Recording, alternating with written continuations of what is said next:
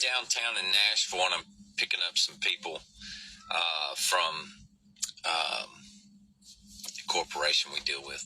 Anyway, I'm sitting here waiting for them to come out, and there's 4 police officers that were standing outside their cars on the sidewalk there. And I thought, you know what, I'm going to get up and go over and ask him what's going on with this migrant thing and just talk to him for a minute. So I got out of my car and I walked over and I said, hey guys, how y'all doing? You know, and they're like, oh, we're doing good. How you doing? I said, hey, y'all mind if I talk to y'all for a second? They're like, sure, you know. And I said, hey, y'all been having any problems with the migrants coming into Nashville and stuff? And they say, yeah, a little bit, not much. And I'm like, yeah. I said, it's a good thing. I think the governor passed a executive order or something saying that they're not allowed to bring them in here, and you know, we're just kind of, and they're like, yeah, you know, we're kind of talking. I said, you know, I run this company, and I got an email the other day, and they were asking me to bring buses down to the border and move these people all over the country. And they're like, no, you know, like, what? Who sent you that? I said, well, hold on just a sec, because I got a picture of it. So I pulled out the picture and showed them, and they started looking at it and reading it. And then all of a sudden they acted like, you know how people are looking at you and listening to you, and now they're looking off and not really listening to you anymore. They're like, hey, man, surely I got something else I can be doing. Or, you know, and I'm like, hey, guys.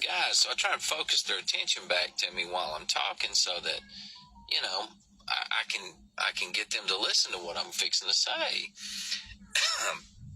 I said, well, have y'all seen the videos of all these people coming over the border?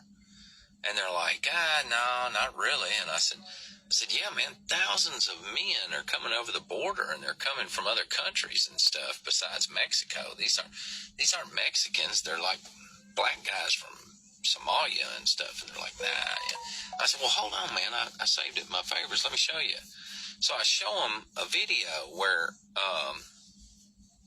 they're being processed, and there's lines of them, and they're going through, and the guy's asking them where they're going, and he's saying Philadelphia, Denver, L.A., Chicago, New York, you know, and I'm showing these officers, and they're looking at it, and then, you know, there's always one, you know, he turns around, kind of walks off, and he's walking around, you know, and he's like, hey, man, I got to get back to work, you know, and the other guys are like, yeah, you know, and I'm trying to show them. I said, hold on, guys. I said, look.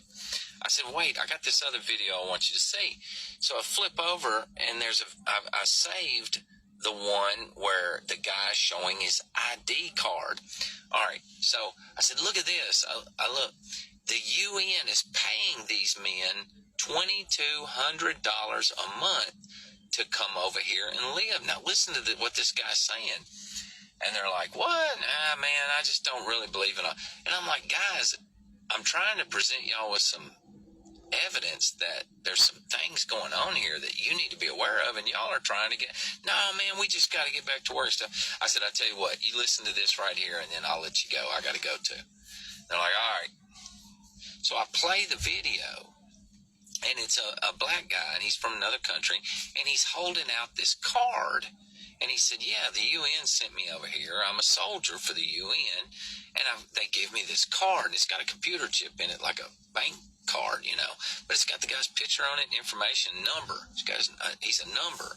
And, you know, he's telling them that he was told, he was given a phone, he was given this card, and he was told to go to a certain city and get a place to stay and wait. They would get in touch with him through the phone, I guess a mass text message or something, tell him where to go when they needed him to do something. But basically, he was free to come into the country and hang out. Now, listen, he's not just going to come live here. If he's a soldier for the UN, he's not going to come live here for 6 months and then pay him $2,200 a month. Okay? Whatever they're planning on doing, they're planning on doing it within, I would say, the next 90 days to 120 days. But he's gonna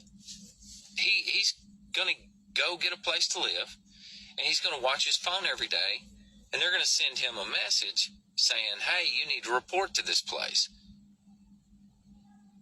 He needs to report to this place to get his uniform and his weapons. What in the hell? Who's giving him weapons and who's giving him a uniform inside our country? Ain't nobody called me up and said, hey, be ready, I'm going to call you up.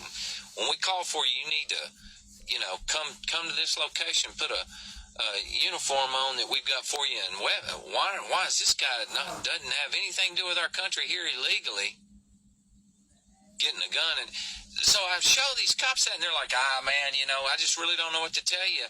And they just all kind of turn around. They go back and get in their cars and leave. They don't want to hear it. They don't want to hear anything about it. And I'm like, guys, what are y'all going to do if, I'm trying to talk to them. Man, we got to go, man. Yeah, man, that's weird. I hadn't heard that, hadn't seen that. But, yeah, man, we got to get back to work. Now, that was the quickest way I've ever run cops off in my life. Trying to show them some evidence of something.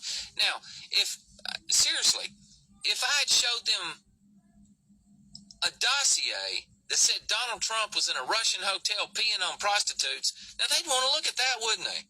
Oh, man, we need to look in. Hell, we need to do an investigation. So today, I've called the governor's office. I've tried to ask them about this document I've gotten. Nobody wants to talk about it. They're like, man, send it over. We'll take a look at it.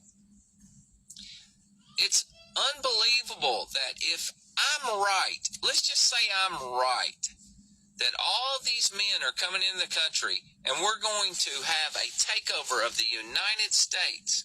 You would think that would be the most important thing they would be worried about.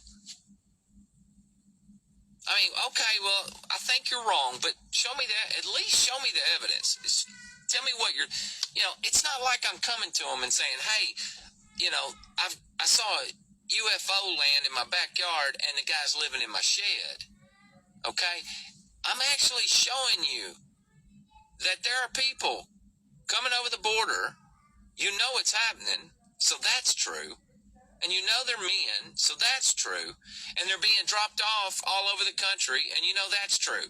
Okay? So if I show you a video of a guy from another country, and he's showing you a UN card, I mean, couldn't the least that our government would want to do is say, hey, when these people get here and they get off the bus, let's automatically ask them for ID and find out why they're here. I mean, you would think that would just be common sense. But no, nobody wants to do anything. Don't want to hear about it, dude. Yeah, man, whatever. You're a kook. I'm a kook. So I understand what others are going through when they say, hey, I went and tried to tell somebody, nobody will listen to me. Yeah, man, I get it. I just don't know what to do about it. I can honestly say that the people running our country, running our law enforcement, there's a good chance that 60 to 70% of them are either stupid or in on it. I don't know. But how many times do you see cops come on here and say, hey, I want to make the public aware that there are things going on that you need to know about and they're not good? None, because they're scared to lose their job. I truly believe that police officers are taking these jobs and they're more scared of losing their job than doing the right thing, doing what's right.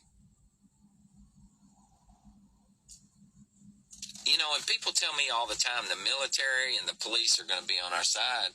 And I'm just telling you, man, they're following orders.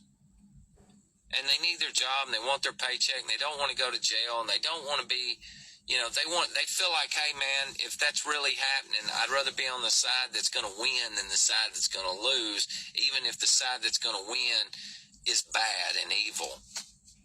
The two things, there's a couple of things that really make people do things they don't want to do. One is fear. That's usually the most. That's the one that gets people the most. And the other is money, power. Those three things right there are costing us our country. But, I'm trying to tell people in charge that our country's fixing to be invaded, and people are looking at me like I'm an idiot. What does it hurt to look at a few videos and then maybe go ask a few questions?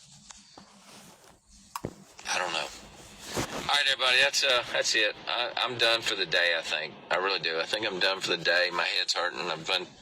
I'm doing too much investigating and looking into things. I don't really see an answer. I don't know.